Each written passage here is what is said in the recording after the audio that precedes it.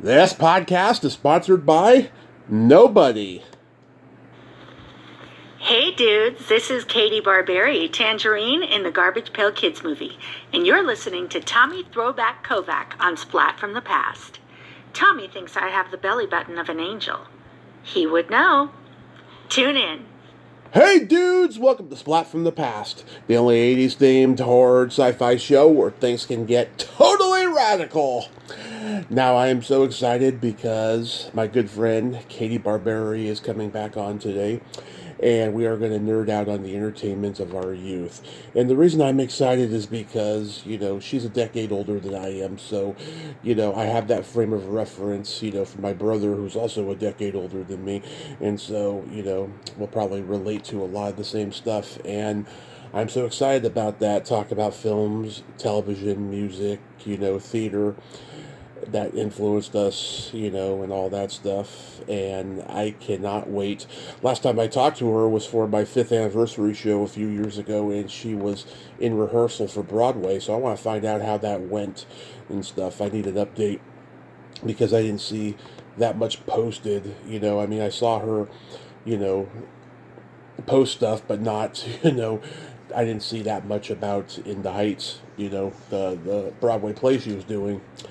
Also, too, happy birthday, Gene Hackman, who is 94 today. One of the greats. I wish he still acted, The French Connection, The Conversation, Superman, Hoosiers, The Birdcage. It goes on and on. Need I say more? So happy birthday, Gene Hackman. Please consider making one more movie. Welcome to Mooseport was so fucking embarrassing. I hate to say it. That's a bad last movie to go out on. So yeah, here is my new interview with Katie Barberi. Well, first I'd like to start by asking you, do you remember the first movie that impacted you as a child? The first movie that impacted me as a child, oh my God. Yeah, I'm gonna say The Wizard of Oz. Yeah. I'm gonna say The Wizard of Oz. I think there are a litany of different images that I have in my head. It's somewhere between The Sound of Music and The Wizard of Oz. But I think I was more conscious by the time I really got into like iconic film for me, like Grease and all of. We'll get into all of that. And my very inappropriate obsession with Best Little Whorehouse in Texas when I was like 10. Oh, I got a story about that. Yeah, we'll talk about that. But yeah, The Wizard of Oz, as I understand it, I had just seen The Wizard of Oz when I was 3 years old, and my mother left me with a babysitter at a hotel. She came, I don't know what city we were in, but by then my mother and my father weren't together anymore. So she brought me to this city, to this hotel, and then got a babysitter because she was going to go to the Johnny Mathis concert. And apparently the babysitter went to sleep, and I contacted the front desk, or I hit operator or something, and I said there were some witches in my room. So this alerted the entire hotel security department trying to figure out who this child, because it was before they could link, they would have had to ask, I'm sorry, what room are you calling from? And I, of course, was 3 and hung up. Yeah. And so they didn't, and so this alerted the entire security department. By the time my mother got back from the concert, they were honing in on anybody that could have had a child that age and trying to figure out. So she got in the elevator, security guard came out of the elevator. Then when she got in the elevator, he got back in. She freaked out. She was like, this guy's stalking me. He said, no, I am security. She said, I'm calling security. Yeah. And he said, I am security. And she said, well, then why are you following me? And he said, we got a phone call from a child saying that there were witches in her room. And my mom said, oh my God, and ran upstairs, and he's going upstairs with her, and they get to the hotel room, and of course I'm sound asleep, and the babysitter's like opening her eyes sleepily. And he said, this must have been the child that called. And he said, why would she say that? And she said, she just saw The Wizard of Oz. So there you go. Maybe not a particularly happy story about impact, but it apparently definitely made an impact on me. Absolutely. And of course, I'm a huge fan of the golden age of film, and Yeah. MGM and Judy Garland and Shirley Temple. And then as I started growing up, I started really, really getting into film, and it became my singular obsession. Absolutely. Yeah. Film and TV. Yeah, I mean, God, Wizard of Oz, Cannonball Run, The Shining, those movies had an impact on me from the get-go, but the one that truly... You saw The Shining as a child? Oh, I saw it at a year old because we got HBO in the summer of '84, right? And Yep. that movie was being played all the time. And so my parents don't like horror, but they love Jack Nicholson, so we watched it because of that. And it fucking scared me, I'll tell you. And it wasn't until I was 7... I will bet. Do you know that I haven't seen The Shining to this day? Oh, yeah? No, and it's not too. I am in Saw 10, and I do not like horror films. Like, you would love not it. At all. You would love it, I think. Well, Nicholson's amazing, but I've seen him in a lot. But it's I have avoided that one up until now. Those twins, they freak me out. Oh yeah, I've been trying to get them on here for the longest time and stuff. I haven't seen them do it. Oh, they're iconic. I haven't seen them. You got to get them, Tommy. Yeah, I haven't seen them do any podcasts, but yeah, oh my God. So I saw it again when I was 7, and then I was okay, because I had seen so many other horror movies up to that point, so it didn't faze me. But the first, I think. Go ahead. I think I'm gonna say it. I think the first horror film that I actually was able to watch and became a fan of and became actually a little obsessed with was Poltergeist. Oh, yeah. And Poltergeist, I was really young. I mean, I wasn't 3, right? But I was really young. And I think that had to have been because of Heather O'Rourke. I identified with the little girl in the movie. And I don't think I quite understood what I was watching exactly because it didn't scare me as much as it should. Yeah. But yeah, Poltergeist I was down with. Poltergeist I really liked. And then, of course, Poltergeist has this massive, curse thing attached to it, and so many things happen to the actors on that film. It's just crazy. I was so scared of Heather O'Rourke with that "they're here" that when she died, she died, there was a part of me that was happy because I was scared. Wow, Tommy! And she died when she was 10 or 11. I think she was 13 by that point. She died of a very, very rare, and it was horrible because she got a stomach ache that they didn't take that seriously, and by 2 a.m. she was in the emergency room. I think shortly after that she passed. Yeah, just awful. That was sad.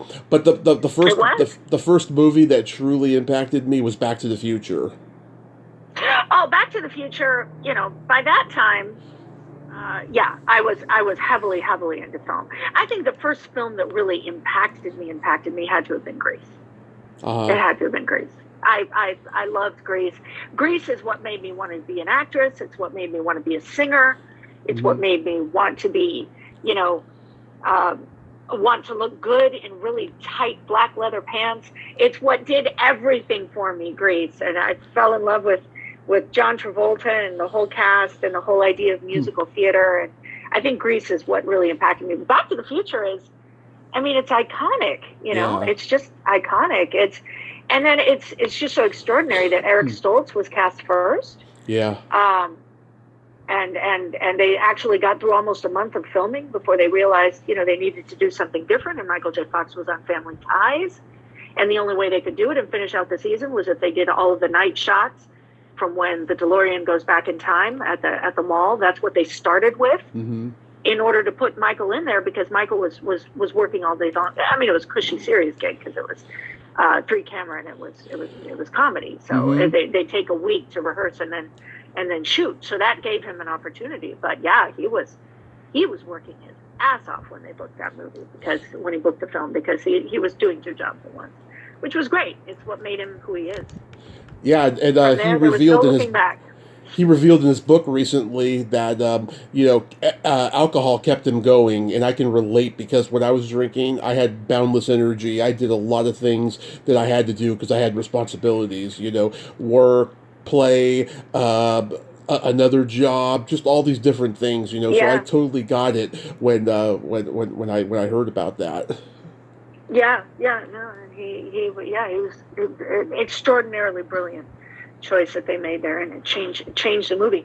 I think Eric had a more sympathetic take on Marty McFly. He didn't, as I understand it, he didn't quite get the comedy as much as the tragedy aspect of Marty actually having grown up in an alternate universe that he didn't even realize he had grown up in. Because when the father defends the mother, Leah Thompson's character, that's when history changed, when he defends him against Biff. So. Right. That changed the history of Marty's character, and as I understand it, that's what I've been told, is that Eric Stoltz was like, "Oh, that's so sad," because he didn't experience his growing up. And the producers were like, "Okay, try not to take it so seriously and so literal because it's comedy." And I think that's just, Eric Stoltz is a brilliant dramatic actor. That's the bottom line. So there you go.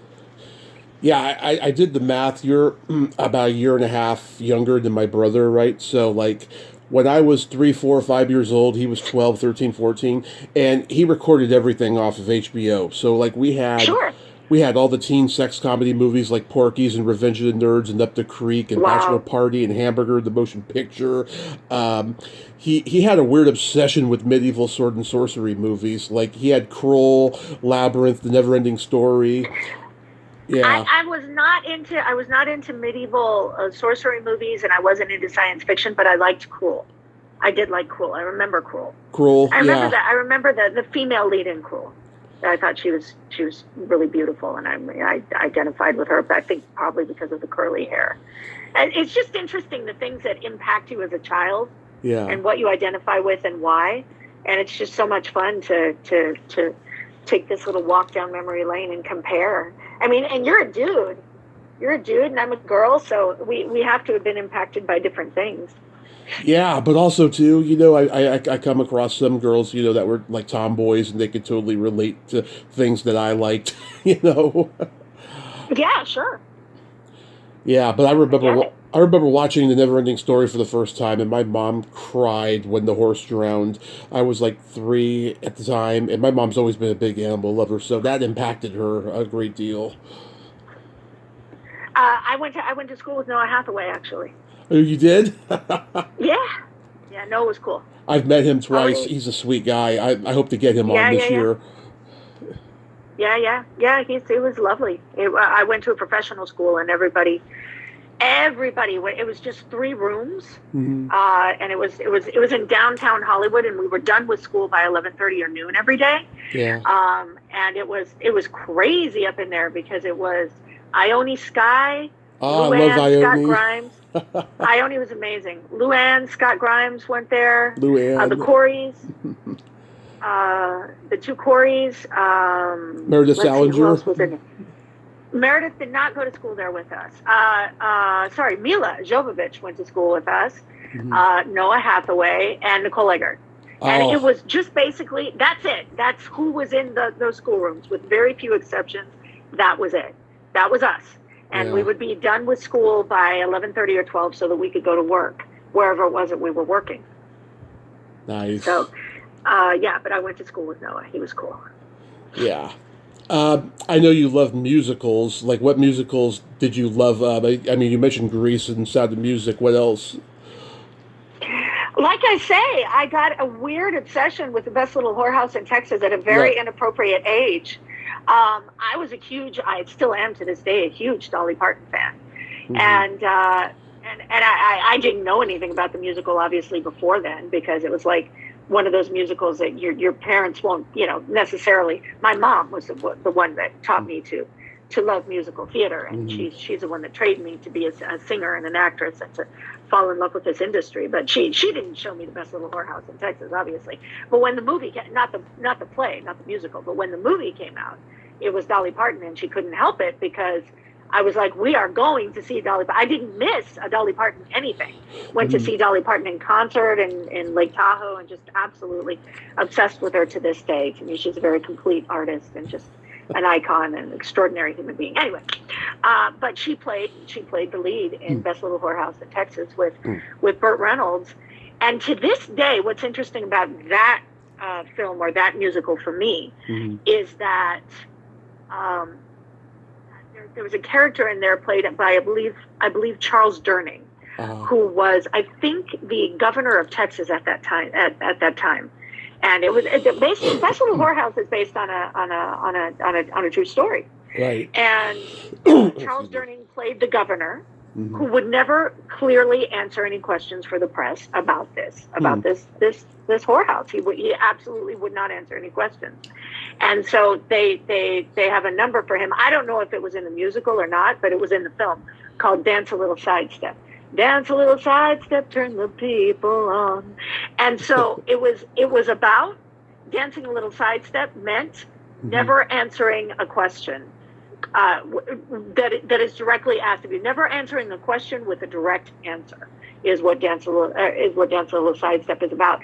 And to this day, if I'm dealing with somebody that will not give me a straight answer on something, I think of Charles Durning and Dance a Little Sidestep in Best Little Whorehouse. Absolutely. I said, you're dancing a little sidestep. Give me a straight answer here. It would be like Tommy's worst nightmare to have somebody do that for an entire show, I would imagine. Oh, people do that to me all the time. Yeah. Oh, they do? They do. Not everybody, but just like I do get it often. Yeah. I don't think I have ever danced a little sidestep with you. I think I've always given you as straight an answer as I possibly can. You have always been direct. Yes, I appreciate that. I have always been direct. Absolutely. So yeah, my Best Little Whorehouse in Texas story. My parents got married in May of 1981, and sometime that summer, they took my brother, who was about 7.5, they took him to Disneyland, and then they took him on a tour of Universal Studios. And this was the last... When Universal Studios was actually just a tour. Yes. Because at that time, it was literally a tram that would take you from, like, set or location within Universal Studios to location. Now, it's this huge extravaganza, and it's all these things, and it's a park and all that. But at that time, dude, it was a tram with a dude and a microphone. So yes, absolutely, I know. I experienced that. Yeah, I mean, I got to see one of the first tours where it was just becoming an attraction. This was in 1990, but like in 1981, so yeah, they were with a group of people, being given a tour of the studio. They got to see Bert and Dolly film a scene on set. Oh man. Yeah. Oh my God, I think I would have lost it. Oh wow. Yeah. I met Dolly. I had the pleasure of meeting Dolly. My mom was working on a show in LA at Sunset Gower. She was working on Curves, I think was the name of the show. I'm pretty sure. The name of the show was Curves. And Dolly was guesting. And she was guest starring that week. Obviously, she was the lead guest star, and I went on the set and realized I just came to see what my mom was doing, and so I went into the studio and I went on the set, and my mom said, "Dolly Parton is here. I didn't realize she was doing this show." And I said, "Oh my God!" And I had this doll. I had a Dolly Parton doll that I had purchased at the first Cracker Barrel that ever existed in Nashville. And I remember that doll maybe cost, $1.50 or $2, and it was the official Dolly Parton doll. I still have it to this day, and it was in a box, and it was still boxed. My mom would always get me 2 dolls of each. I have an amazing doll collection because of it, especially character dolls like Harrison Ford and Diana Ross and Michael Jackson and all those. I've got all of those. But I have one that I played with, or that I eventually lost because I played with it, and then the other would be conserved in a box. And so I brought the one that was in. I ran back to my house, which was clear over the hill. In LA, that means a lot. If you're downtown and you're going back over the hill to the valley, that's a lot. But I grabbed the car and I ran back over, and I brought the doll back, and I walked up and I said, "Miss Parton," she said, "Oh, you're so cute." And I said, I please. And she said, "Oh, honey, of course." And she signed that doll and the box, and it's still one of my prized possessions. I love that. I love that. That doll, the box, and the story means a lot to me. So I know you spent the early years in Mexico before coming to LA, but were there any drive-ins in Mexico? I can't. You know what? I don't think so. Okay. I remember when I was in Mexico. So I wasn't quite in LA after I got to Mexico. My mother and my father split, and she drove us back into the United States. And so began my gypsy lifestyle. I think I lived in Tampa, Florida for a little while, Uh-huh. and I lived in Nashville, Tennessee for a little bit because my mother was a gig worker. She was a singer, actress. So, she would do whatever it was that she was doing at that time, whatever musical or what have you, and I would just go with her. Which on some levels, I've heard, oh, you never had any stability. Oh, I'm sorry. But on the other hand, I was certainly never bored. And I did have the opportunity, being someone completely bicultural and bilingual and Mexican American, to I think get a tremendous amount of objectivity where people are concerned. And I found that that there are basic truths. As human beings, we all need love, absolutely, but that's very cliche. Yeah. More importantly, we all need to be heard. Right. We all have a story to tell, and we all need to tell it. We all need to be heard. Whatever it is that is deep within our soul, that is a part of our joys or our traumas or our pain or our suffering or our triumphs, we need to talk about those things. We need to be able to express ourselves, so that it's, if you look at nuns that have taken a vow of silence and monks that have taken a vow of silence, it's its own brand of tremendous sacrifice for their religion, because we need to speak. We need to be heard as human beings. And that's what I most have observed in as much as I've traveled in this life. But I didn't actually make it to LA. Let's see, it was Tampa, Florida, and then Nashville, Tennessee. And then I think I was with my dad in San Diego for a little while. And then my mother booked the Hello Hollywood Hello show in Reno, Nevada. And that would have been my greatest amount of stability, was in Reno, because we got to Reno, I think, by the time I was 7.5 or 8. And I was there until I was 12. Made it to LA when I was 12 years old. I booked Watch on the Rhine, which was a wonderful Lillian Hellman play. I booked that with Michael Sherritt, who was in one of the original Lassie films with Jimmy Stewart, and Bobby Jacoby, who was, of course, of the legendary Jacoby family. Yep. He was an important dude, and some wonderful theater actors. And Adam Carl, obviously. Bobby and Adam would alternate the role of Bodo, of my little brother. And so I booked Watch on the Rhine, and we were still living in Reno at the time, and I was just this insanely driven preteen who was like, I need to be given my opportunity in Los Angeles. I need to be given my opportunity to act. And that was a cool thing about it, just being me and my mom, because she said, okay, so we went to LA, and there was a lot of suffering, a lot of competition, it was difficult at times. Yeah.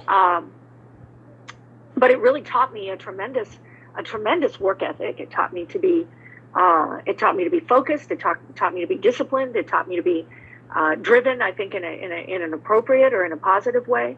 And I never looked back. I mean, I started acting in LA at 12 years of age, and that was it. That's what I do to this day. Yep. As I sit here on this couch and have this conversation with you, it is all I've ever done. That's all I've ever done. So. But do you remember, though, your first drive-in experience? Really upset with me right now. I'm glad you can't get through the phone to me. Not that we use cords anymore, but I'm glad you can't. I'm glad you can't beam yourself here. I haven't had my first drive-in experience yet. Wow. I know. Isn't that awful? I started going at the age of 2. Well, there you go. Yeah, no, I've never had a drive-in. I'd like to. I'm excited about the comeback of the drive-in, but with technology what it is today, I'm sure it would look very different from what it was. But I remember seeing it in Greece. Yeah. The song is "Stranded at the Drive-In, Branded a Fool." Well, when I saw that, I said to my mom, "What are they doing? Why are they sitting in their cars watching a movie?" She said, "Well, those were drive-in movies, and they did exist." And I don't know why I never went to one, but and I was like, "Well, how can they hear the screen?" "Oh, you got a speaker inside your car." "Wow, rad!" I just thought that was interesting, but I'd never been to one. Yeah, my parents took me to see Weird Science and Rambo 2 when I was 2 years old for the first time, and taking me to the drive-in lasted until 1987, and then they took a 3 year absence because it got to a point where I was either falling asleep in the car or knocking on windshields. Okay, now why were you knocking on windshields? Because you were bored? Yeah, I don't know what it was. I don't even have any memory of doing it, but I know I must have. Yeah, you were going through that very antsy time. When they started bringing you, you were one. You probably went right to sleep, but eventually Yeah, because we'd go in the you winter figured out. time and it would be just too cold, and it's just like, I couldn't focus, it was late at night, I was a little kid, but it was fun, and then my dad started taking me again when I was 6 and a half, and we did it up until our drive-in closed about 10 years later or so. But yeah, I loved them. And remember, oh my God, remember ABC used to play James Bond movies like all the time? Oh yeah, yeah. Now I have to no, I do have to tell you, I Mhm. never really got into the whole James Bond thing. Yeah. I did not. I wasn't into the whole James Bond thing. I really was not. Uh-huh. I don't know. I mean, I guess um, I'm sorry. And I can't believe I'm having Well, there was this many of them. this. No, I know, but a brilliant Irish actor and Sean Connery. Sean Sean Connery. Connery, I thought was very, very handsome and all of those things, but I Oh just yeah. never. I never got into the 007 thing, but my mom was really into it. She was a huge fan, but I never. Yeah, that's one of the things. I'm very much about. I'm very much about films. If it's not musicals, obviously, which I love, but I'm about films about people. I'm about films Uh-huh. about the human condition more than I am. I've seen a lot of action adventure, obviously, and I've seen a lot of science fiction. I've seen a lot of all of those things, but I remember E.T. had a huge impact on me as well. But Hmm. it was the story of E.T. It was this love story between E.T. and this young boy. This story of deep friendship that I was attracted to when I saw it, and I've always been about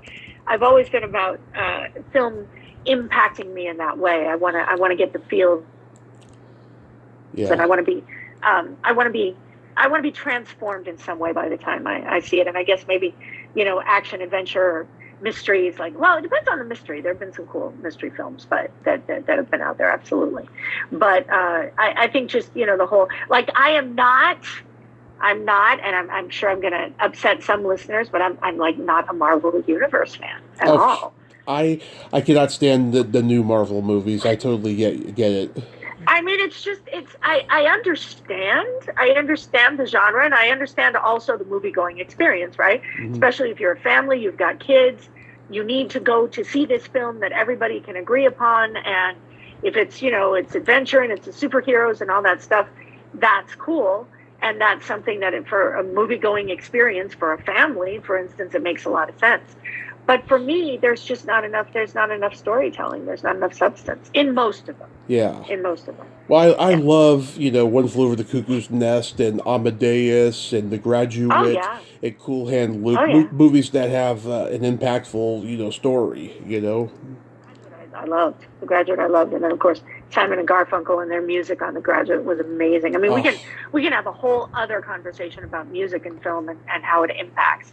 John Williams is, I yeah, mean, there's legends, and then there's John Williams. He's beyond, and the way that how a film can move an audience once it's scored versus without the score, it really does make quite a difference. And how important it is that the score hmm, enhance the film and complement the film. And I think many times we're hearing the music, right? We're hearing the music, and it feels like it's a part right. of the experience that we're having. It is a part of the experience that we're having as a moviegoer, but we may not understand so well the tremendous impact that the score is having on the film and on your experience, on your emotional experience, and Right. frankly, how composers can kind of work us like we're marionettes, right? Because Yeah. they want us to feel joy and uplifted. They do that, and then they want us to feel sorrow. They do that. They want us to feel despair. They do that, and a lot of that is done. A lot of that is done with music in a film. So, I mean, Yeah. Back to the Future. I mean, come on. Yeah. The soundtracks that began, in the well, a lot of it began, I would say, with Elvis. He had a lot of great soundtracks in movies, and it began at that time. But then the onset of musicals being made into film, and all of these things, Yeah. the scores and soundtracks in movies, really important. My brother had on vinyl when he was a kid, Pete's Dragon, the soundtrack, and Oh my God, that's one of my favorite movies. that's my favorite Disney movie of all time. I'll tell you, I know. Forgot Pete's. I can't believe I forgot Pete's Dragon. Yeah, We so gotta build a sail right here. He's ours until he dies. Oh my God! when I was Did you know that Did you know that one of those brothers, one of those Hick brothers? Did you know that was Michael McKean? no, it was Jeff Conaway and Gary Morgan, who I've interviewed. Jeff Conaway. Yeah. Jeff Conaway. I apologize. It was Jeff. Yes, I was surprised. I did. I'm sorry. Michael McKean did something else that I didn't know. I think Michael McKean did This Is Spinal Tap. Yeah, that's and him in Spinal Tap. I was very surprised by that. Yeah, I've gotten him confused. But Jeff Conaway was one of the Hicks, and I was really surprised by that. Yeah, Gary Morgan was the other, and I've interviewed him. He was Carl Reiner before he sold the Dick Van Dyke Show. He did his version of it. That was a pilot at CBS that didn't sell, and Gary Morgan was the son in that pilot. Oh wow! Yeah. Yeah, those stories of those near misses that would have changed one's life. It's truly it's extraordinary. It really is. Yeah. Yeah, but I had I had on vinyl the Pete's Dragon soundtrack. By the time I was 5 years old, it was a decade old, so it was super scratched. So the part where Nora tells Pete that Paul's never coming back, I heard that repeated a dozen times until my mom stopped it. Oh God. No, it was beautiful, and they had Helen Reddy, and she had a song on there that I felt transcended, Disney films, which was "Candle on the Water." Yes, it was such a beautiful song, and I think was made it through the charts because it was just gorgeous. Oh yeah. Yeah, I love that movie. Love that movie. It's money, money, money by the pound. Oh, he was so wonderful. Those two. Well, one of them was. Red Buttons and Jim Dale. Red Buttons. Yeah. Jim Dale was ridiculous. Red Buttons was great, but Jim Dale was ridiculous. What a ridiculously talented man. Yeah. Yeah, playing a snake oil salesman from the old century. Snake oil salesman. Extraordinary.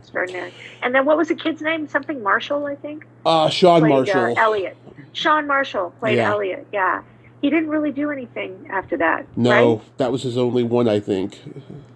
That's interesting because it was so iconic. I mean, one might think, you're in that movie, like it's so interesting what happens to actors. And some of them just discovered that they weren't as excited about, being a part of the process as they thought they would be. Oh yeah, there's a lot of child actors out there like that. I've gotten to talk to a lot of them.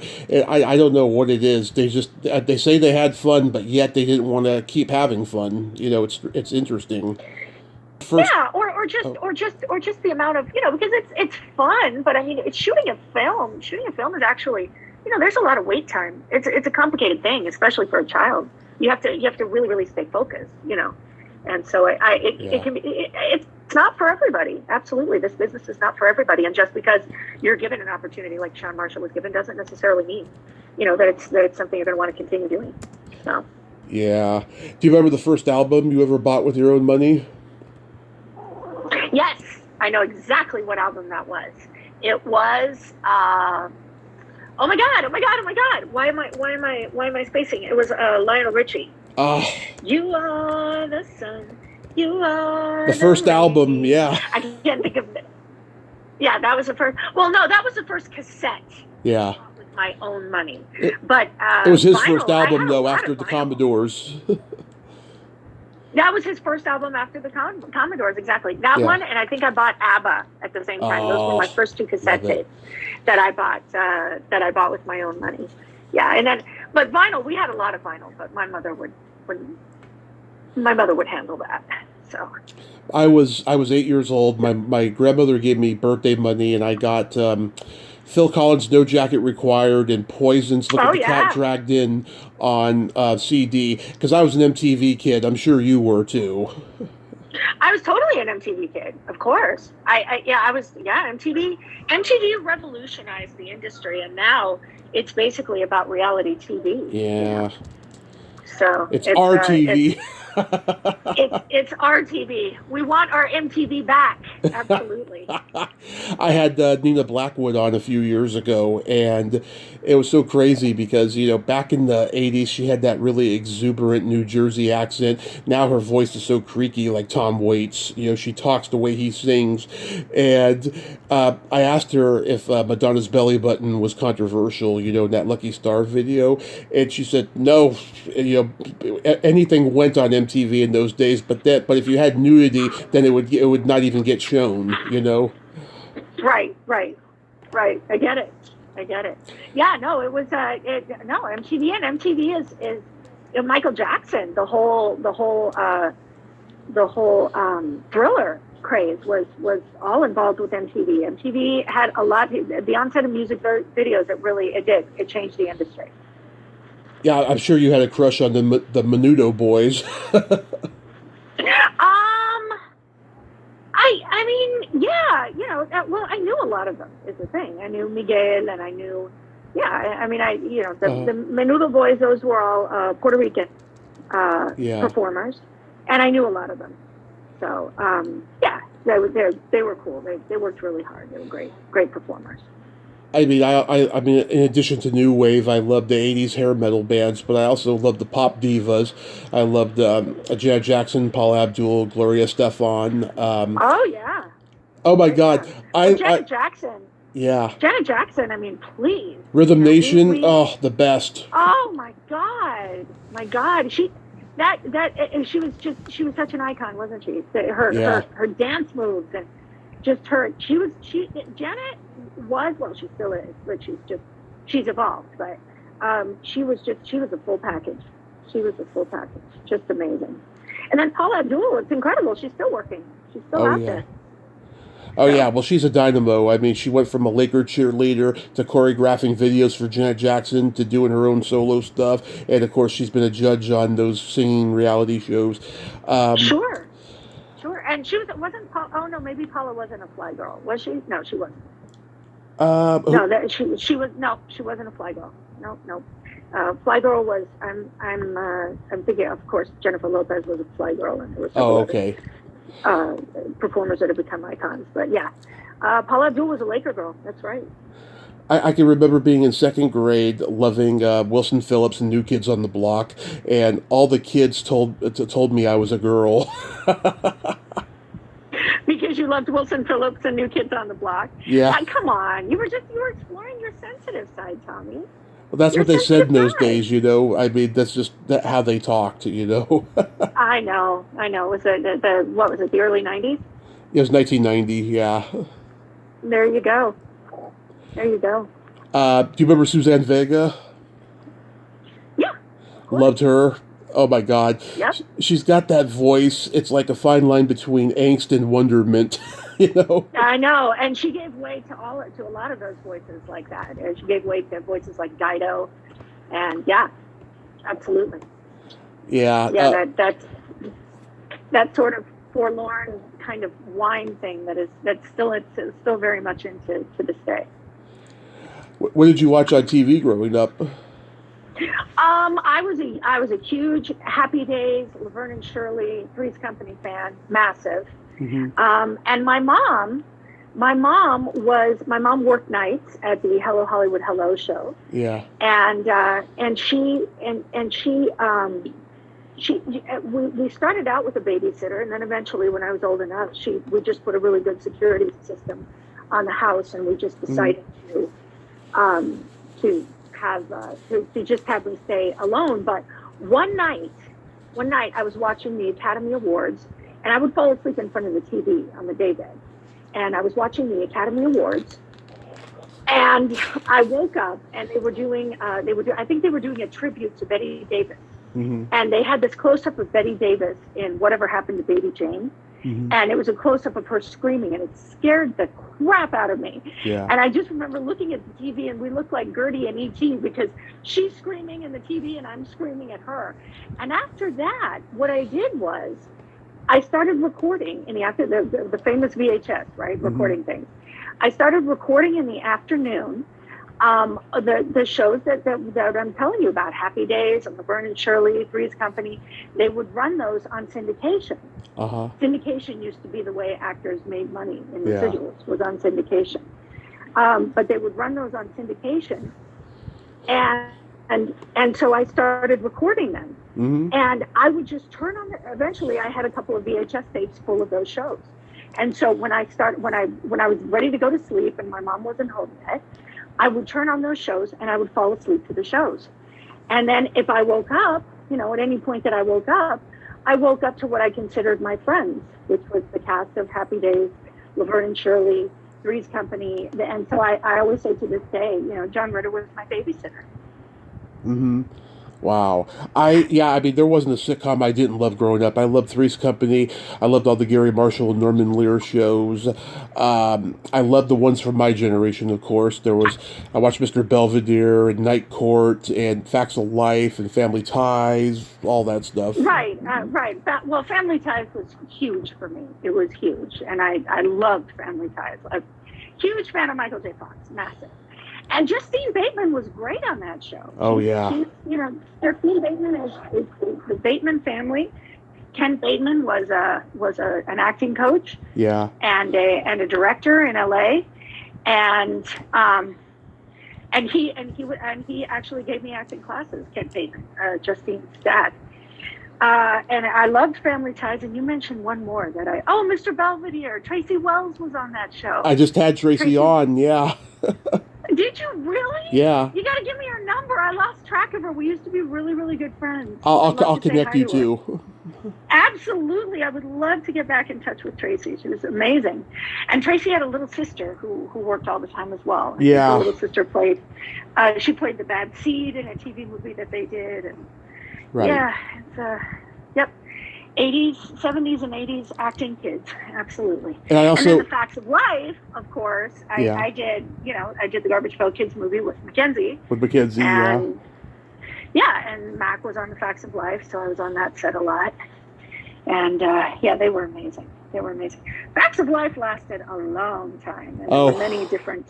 9 years. There were a lot of different incarnations of the Facts of Life. A lot of different incarnations. I mean, it was Mrs. G. It was Mrs. Garrett. They had Beverly. Mrs. Garrett, and then of course they had Cloris Leachman was Beverly. Cloris Leachman came in, and George Clooney was on the Facts of Life later on. It was crazy. You know what's crazy? The first season with Molly Ringwald, it didn't air in my younger years, so I didn't see it until probably the mid-90s when USA Network started rerunning the show again. I didn't know that season existed with Molly Ringwald and all of them. And there was only one, she was on for one season. Yeah. And then John Hughes picked her up, and that was it was over. Yeah. Yeah. She was, and she actually just she played one of the kids. I think still that the lead kids were obviously Tootie and Blair, Joe and Mindy Cohn's character, but Molly Ringwald was just kind of on the show. She was one of the kids, and John Hughes saw her, and that was it. Her life changed forever. My brother had a huge crush on Molly Ringwald, and he also had a crush on Samantha Mathis, and we were at a convention, and he had a little bit of alcohol beforehand, and he told Samantha Mathis that he's like, I had a huge crush on you after I had a crush on Molly Ringwald, and Samantha Mathis said, "Oh, everybody had a crush on Molly Ringwald, even I did." Yeah, well, sure. She was just exactly what was needed in that moment for those shows. I mean, for those films, for the John Hughes movies. She was exactly what was needed. And he just, by the time I did Ferris Bueller's with him, I was then on the set for a few days of Pretty in Pink. And he was planning on starting another film. I can't remember what it was. But he said, Molly is now... She's getting too old to be one of my leads, and I think Molly was like 18 at the time, 17 or 18. So, did you have any TV crushes back in the day? Oh my God! Well, I mean, please, it was Ricky Schroeder. And Oh Jason God. Bateman, both of them equally. Equally, I had huge crushes on both of them. And I did the first show that I did that got me my SAG card was It's Your Move with Jason. Uh-huh. And then like 3 weeks later, I was cast on Silver Spoons with Ricky and with Alfonso Rivera. And with Alfonso Rivera, I stayed really good friends for a long time while we were growing up, because I was always over at the Grimes house. That was our staple, was to be at Scott Grimes' house. Yeah. And Alfonso became really good friends with Scott. So we hung out quite a bit, but I did It's Your Move with an actress called Heather Blodgett. Oh yeah. And Shawnee Smith. Oh, I And love that's so Shawnee crazy Smith. because I'm in Saw 10 with Shawnee now. Yeah. Years and years later. And I didn't work with her. I have yet to see her. I want to start doing cons. You gotta give me some tips, because I want to start doing cons, because I think I legitimately can do cons now that I am in Saw 10. I think that was my rite of passage. Yeah. So I'm excited about that. The only tip I can give you is get a good convention manager. There's a lot of shady ones out there. Sure. Absolutely. I know. Yeah. Get a good. I'm working on that. That's on my list. Yeah, my TV crushes were like Davy Jones and Valerie Landsberg from Fame. Of course. Yeah, and I hope to get Valerie Landsberg on here in the future. We've been going back and forth a couple of years about it, but hopefully it's going to happen. How about were there any HBO comedy specials you liked? HBO comedy specials. Wow, that's a good question. Thank HBO you. comedy specials. Nicely done, Tommy. Wait a minute. Now you're making me think about this. HBO comedy specials. Like, I know I was addicted to HBO, and I watched everything. It was like the snow that was on the screen. That's what they started with. That was the HBO logo. Mm-hmm. God, I'm trying to think. HBO comedy specials. I don't know. Throw some out there and let me see if I saw them. You, Tommy, are you there? Yeah. Okay.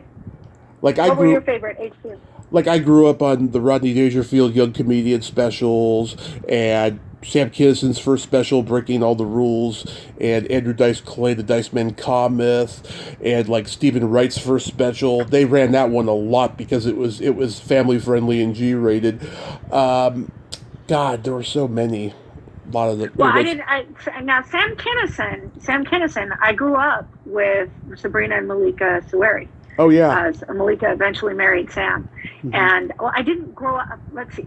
My mother had done a couple of theater productions with their mother, Ellie, who may she rest in peace.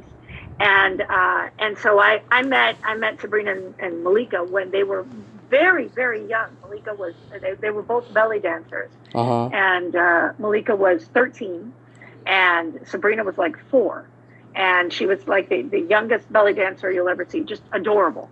Yeah. And I met them, and so I hung out with Sam quite a lot in LA. We went we went to a lot. If there was a cool like concert situation, he would invite me to that. Or I remember there was a celebrity baseball tournament in Canada. They're like, Katie, you want to go? And I'm like, sure. So yeah, we had a lot of fun with Sam, and that was really sad and tragic, the way that went down, that we lost him. Yeah, I know. I know Malika's sister's husband, Alan Steven, who was Sam's best friend. Yeah. He I actually saw him fairly recently. We were in Vegas and we got to see them. Yeah, I love his comedy. Just dryly smarmy and hilarious. You know? Yeah, absolutely. Yeah, he's a brilliant comedian. All of those guys that worked with Sam, all of they Carl of comedy. Carl LeBeau loved him. Yeah, he was a great interview when I had him, and he loved the fact that I was asking him about his movie roles because nobody ever did, and I know that because I listened to a lot of podcasts he did. They never talked about his movies. Right. No, and it was and Carl and Sam, when they were coming up together. Yeah. And Sam just hit like a rocket, and they always promised each other. They had like a bro code, that whoever made it first, the other would take care of them, and they stuck to that. They definitely stuck to that. Sam always had Carl's back. Yes, he did. A couple weeks ago, I had Carrie Haim back on, and we nerded out Oh, did like you? She this. is the sweetest. She's Yeah, the sweetest we lady. we we Absolutely. we nerded out just like this, and I was stunned to find out that her and Corey loved Eddie Murphy Delirious because that was a huge staple of my life. I mean, Carrie is so sweet and so Canadian. I can't imagine her I laughing can't imagine. Hey, at totally, I that. can't imagine Yeah, that. I can maybe Corey. Maybe Corey, I could see it, but actually, Corey went with us to see Raw the first time. I was more into Raw, yeah. but yeah, we all went in a group. I can't remember which one of us claimed to be What's that? A ADD saltine because none of cracker? us were. Remember that? Yeah, yeah. I loved Raw. Loved Raw. I was into Delirious, but Raw was my jam. I loved it. Yeah, it was just so great. I forgot to ask you before. What was your first concert? My first concert. I think my first concert was Cher. Uh-huh. But it was in Vegas, actually. It was because Cher had a Vegas act before she became a movie icon, Mm-hmm. and then started recording albums. Well, of course, she recorded albums with Sonny Bono, but she had stage shows. She had variety shows that she would do in Vegas and Reno and Tahoe and what have you. And I think that was the first one that I saw. And my mom was working on a show, I think, at one of the theaters. The stage managers knew each other. Mm-hmm. And so I went backstage and I was just hanging out. I was hanging out in the sound booth. And I saw Cher. I saw Cher in person. I said hi. Oh my God. I was completely starstruck. She was, oh my God, what an icon. Yeah, I had two first concerts. First, I went to the county fair and I saw Steppenwolf, and John Kay. Oh, nice. John Kay was the only original member, the lead singer, and he was so charismatic it didn't matter to me. But all the 40 and 50-year-olds, they were like, oh my God, what is this? But I loved it. I had a blast. And then 2 years later, I saw Alice Cooper, and he is such a showman, that guy, I'll tell you. Oh, yeah. Oh my God. That's where absolutely. That's where bands like that actually made their money was in concerts.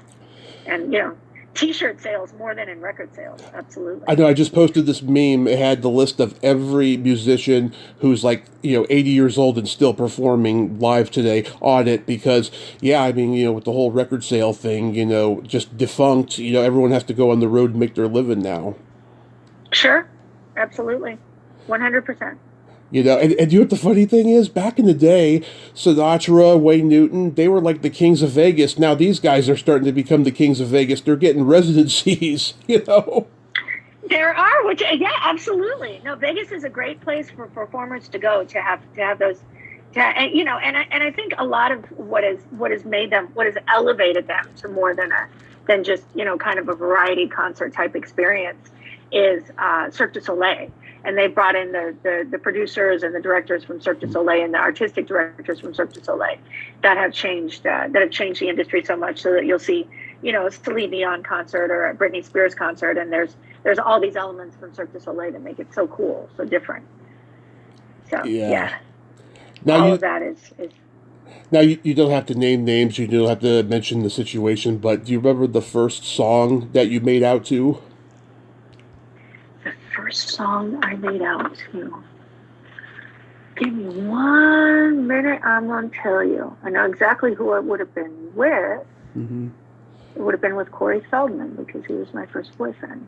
Oh my God, he got all these gorgeous women. God, I'm so jealous. Well, Corey, I was his first girlfriend. I'm in his book.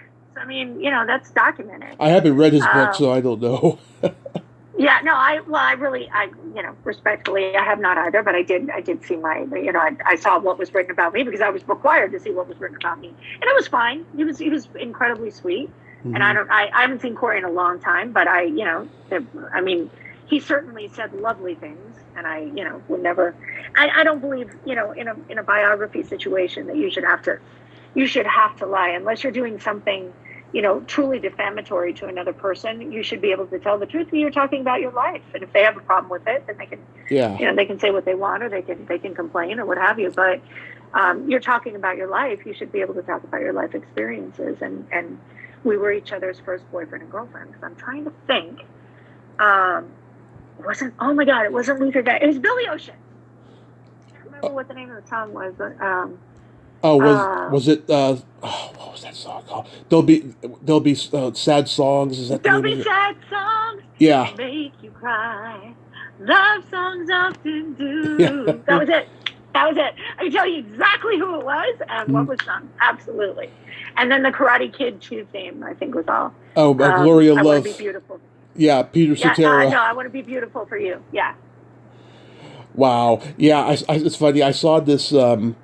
It was like an '80s new wave festival back in 2010 or 11. It was on VH1. Billy Ocean was the headliner that night. He did all his classic Oh my hits. God. He had a gray beard. I mean, a deeply gray beard and deeply gray hair, and he was fantastic. And I think just before he was on, Human League was on.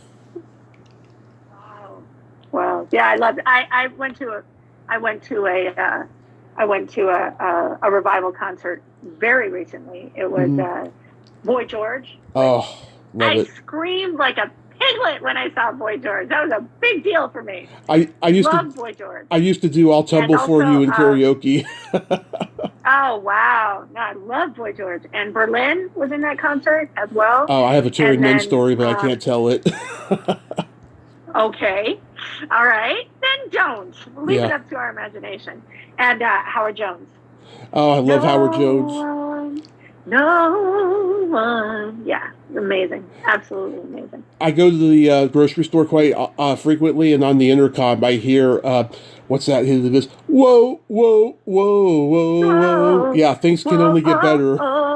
Yep. Yeah, no, he was a great part of the concert, and he opened. It was Howard Jones first. Actually, the sun hadn't even gone down when Howard Jones went up. And then Berlin, and then obviously the headliner was Boy George. Oh my God, it was great. Loved it. It was a good night. It was just this year. My first make-out song was Janet Jackson's Love Will Never Do Without. That was your first make-out song? First make-out song, and it's such a steamy video David Fincher directed. I think it was David Fincher. Maybe it was Herb Ritz. It was one of the two. But I mean, it wasn't.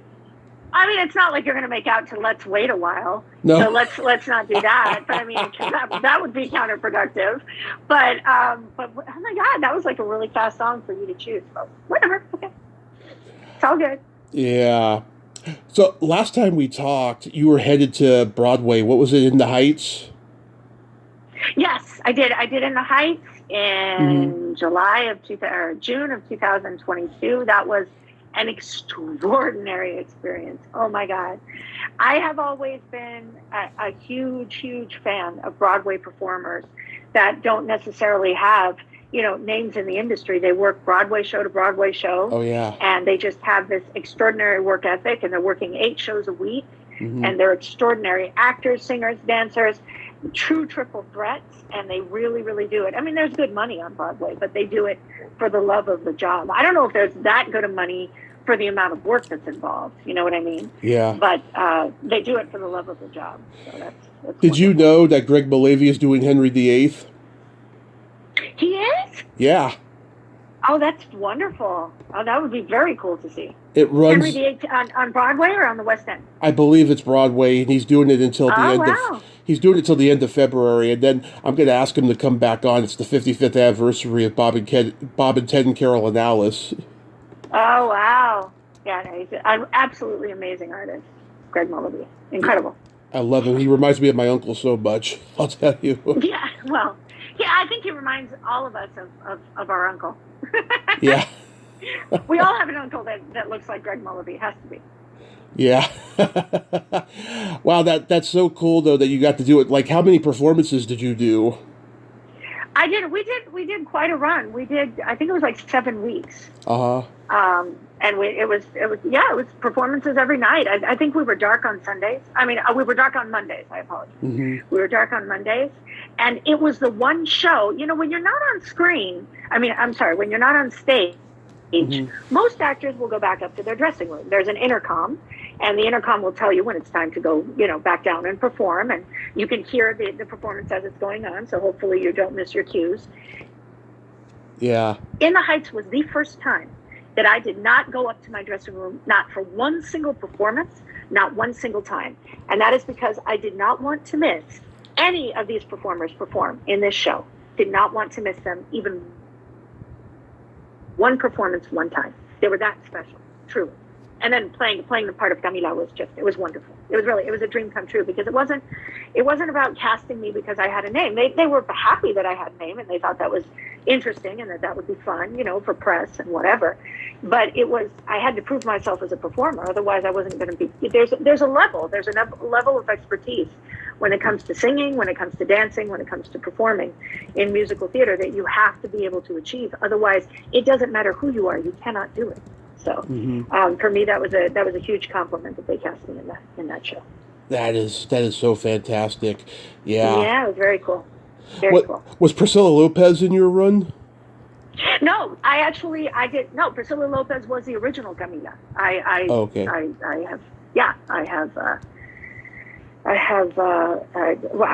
didn't replace her, but there have been replacements since then. But I played that role. That's the role that I played.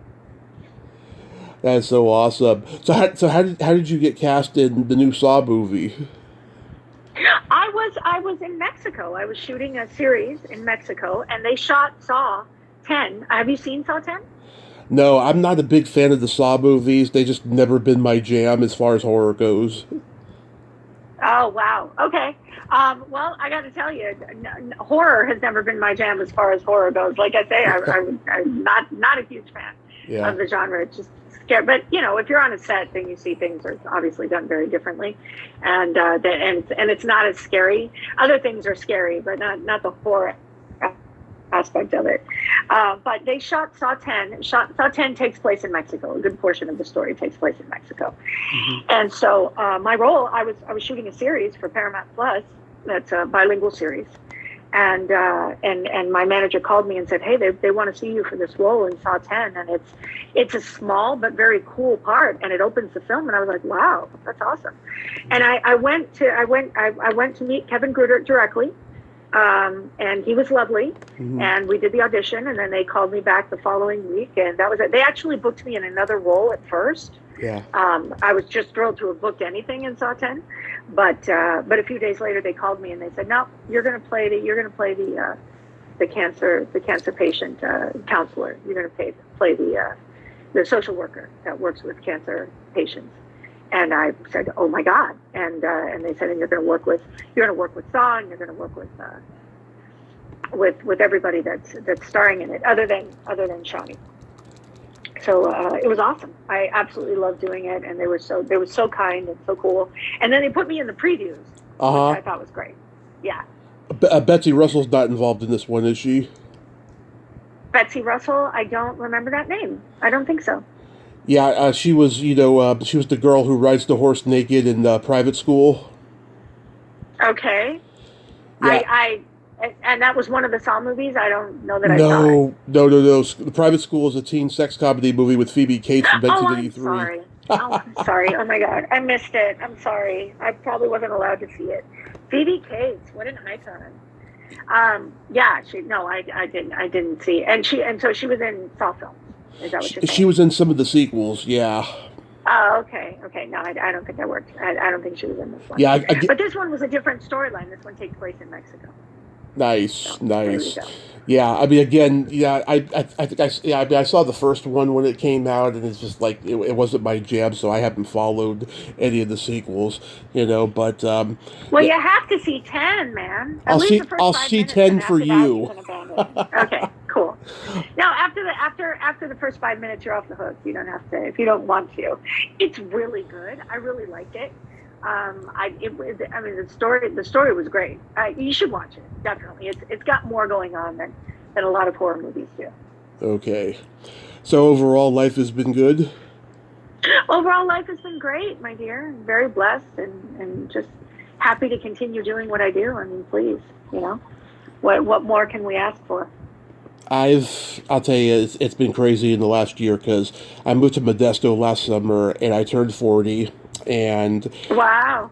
Oh my God, Katie, I'll tell you, I'm doing a lot more of what they call adulting than I ever have in my entire life. I'll tell you, I I hold myself accountable every time I'm wrong now, which took me a long time to do.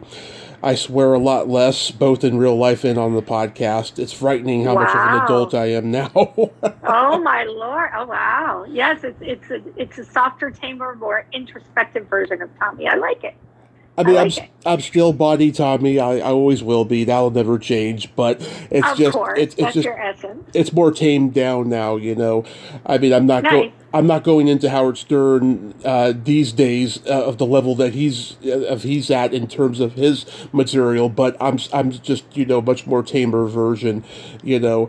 And it's amazing. I just feel so blessed. Oh, well, that's lovely. I'm so glad, and you're enjoying Modesto. That's cool. I am. Yay! I love mean, it. it's closer to the Bay Area, and like I need to make some trips down there, because that's where I'm from. But it's got a better vibe than Reading did, and Nice.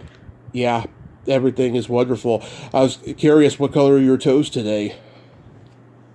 My toes, actually, my toes are red. My toes are red for winter. I usually do a red nail polish in the winter. Different shades of red. Yeah, I did red, white, and green for Christmas, and then Nice. Of course you did. and then for New Year's I did gold with sparkles. Nice. Of course you did. Of course you did. You're always kicking our ass. I love that. Yeah. So yeah, life is great. Is there anything else you got? Anything else you got coming up?